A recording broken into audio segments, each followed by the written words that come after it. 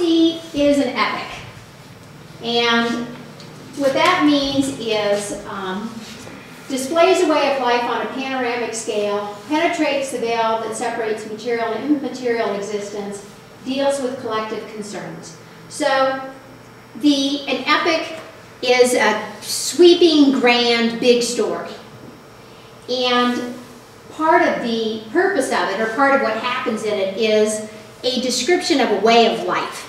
So part of what you get from reading the Odyssey is a glimpse into how Homer has told us the Greeks lived at one time. So it's also inherently going to be about a culture or a nation. It's not a little topic. It's going to take up the big themes. And the second point penetrates the veil that separates material and immaterial existence. So we've already seen that the gods are really very actively involved in what's going on with these human beings. And but even more than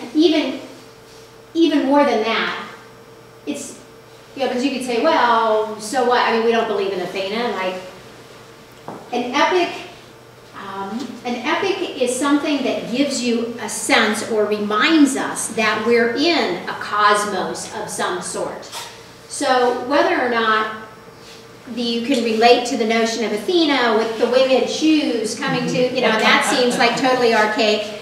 You know, still, in any epic, there's an understanding that we're in something that's bigger.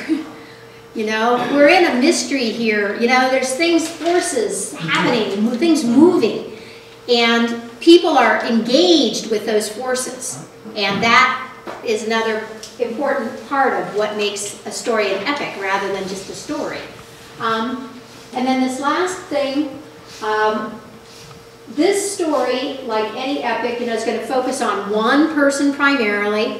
Theoretically, it's the story of Odysseus. And we're going to see things happen, you know, things are going to happen to him, and the movement of the action is going to take place through him. But what's happening to him is representative of the whole culture.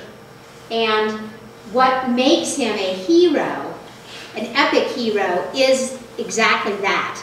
That what he goes through is understood to have larger ramifications. So you could, his household is every household that's ever existed. Does that make sense? Mm-hmm. Okay. Now, another thing that's important about an epic, and this is a thing to sort of keep in mind as you're reading it, or we're reading it, or in the months to come as we're like processing this story. An epic has of all of the different kinds of mythologies and mythological forms that a narrative can take. An epic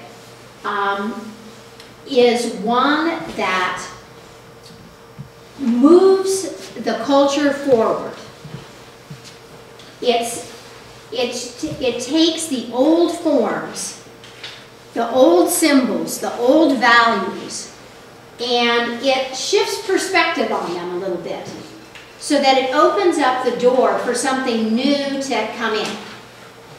So it's not about something that's completely in the future. It's not about something that's totally in the past. It's a description of a transition that's happening in the culture.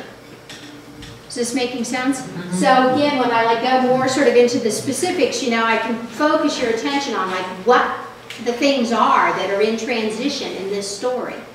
And interestingly enough, you know, you might come away from that and go, well, gee, we're still having those debates.